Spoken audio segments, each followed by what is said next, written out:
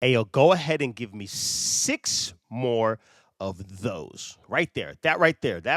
Give me 6 more of those, and I'll take it. What a choke job by OKC. Up 15 in the fourth, and you lose like that at home. Hey, this is Simmer Go Podcast. Thank you for tuning in.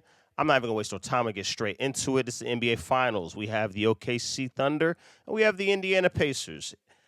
Game one was on ABC. First off, I want to say, hey, that is a terrible broadcast. And as NBA fans, we deserve better, right?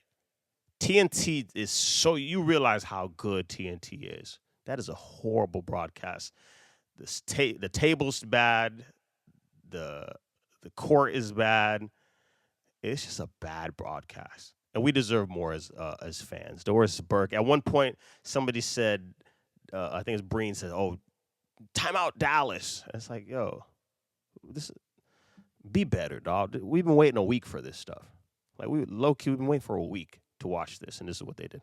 Nonetheless, before the game starts, OKC makes a change. OKC doesn't go with Hartenstein starting at the center.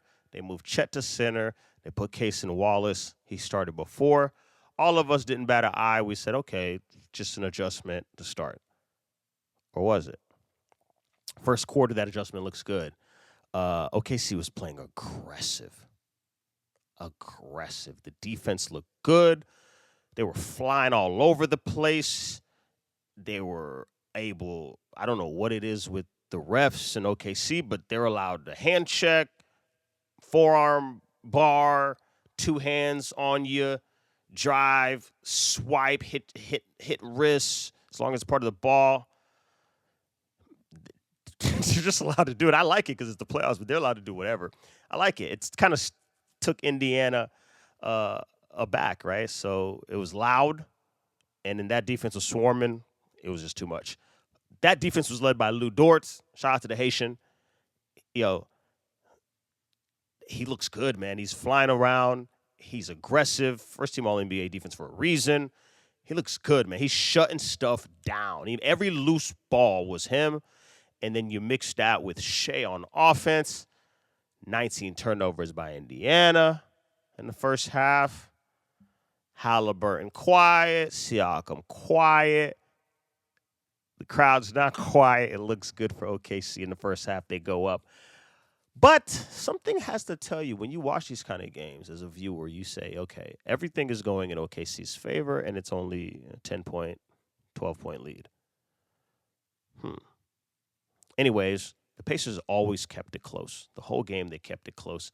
And that third and fourth, you saw them starting to get into the swing. You saw Siakam get into it. You saw Obi Toppin get into it. You saw Mathurin, the other Haitian, he got into it. He's doing his thing. You've seen all these other players get involved and do it. And the truth is,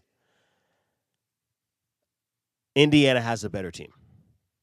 Indiana has a better coach and the better team. That's all I'm going to say. They should win this series. If they don't, it's because Shea will go crazy, nuclear, do something wild, and go absurd, and he'll carry it. That's how the NBA works. A star can beat a good team, but he's going to have to go crazy.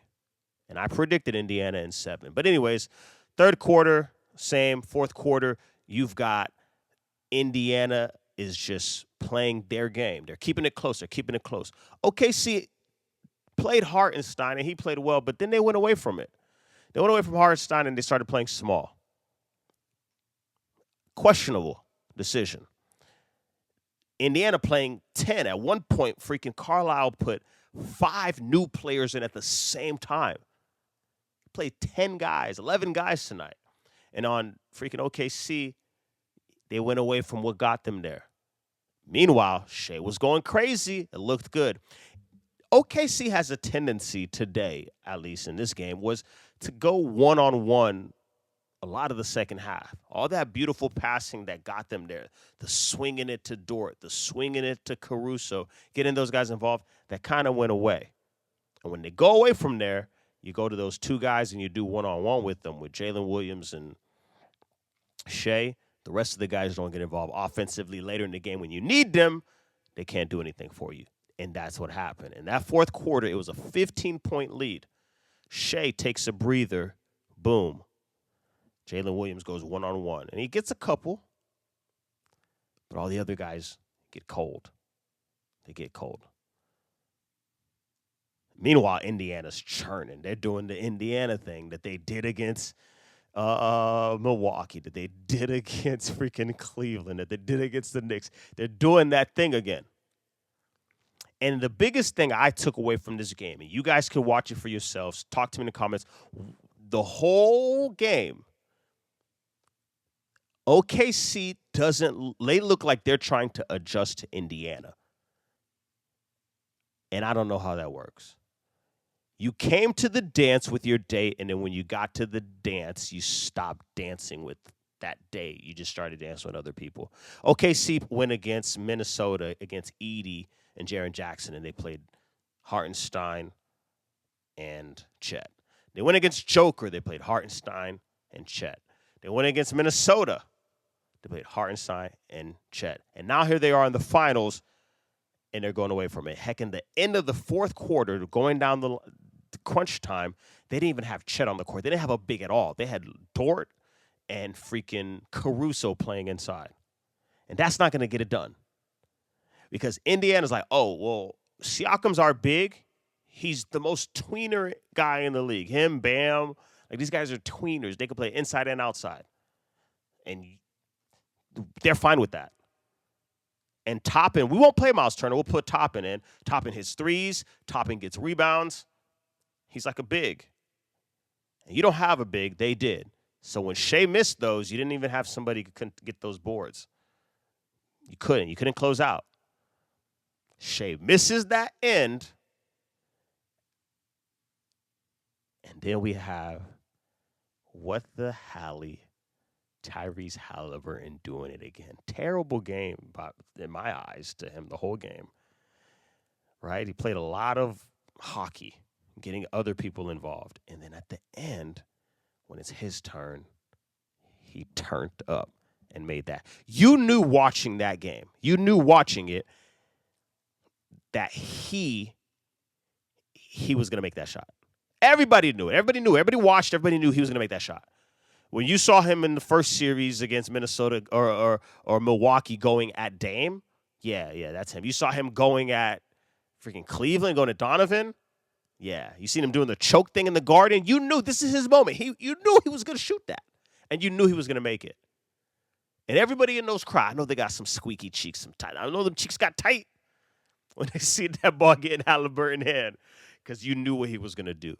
And he did it. Daddy Burton's in the crowd. Shout out to ABC for that, at least going straight to Dad and showing him turned up. Pacers up 1-0. Hey, I think this will go 7, right? I think the Pacers will win. But OKC, I'll give you some advice. You probably should play with your two bigs. Dance with who you came with. And if you lose, which I think you have a really strong way, you can win. You should win this. But play how you should play. If you're going to try to play small with Indiana, they're going to run you because they're playing 10 guys. They're doing hockey subs. And Carlisle's better than you. Carlisle's better than you. And that team is better than you, OKC. They've got 11, 12 guys that they can roll out there. You had home court. You had 15 up in the fourth. You have the MVP. And you choked it away. We'll see what happens games 2.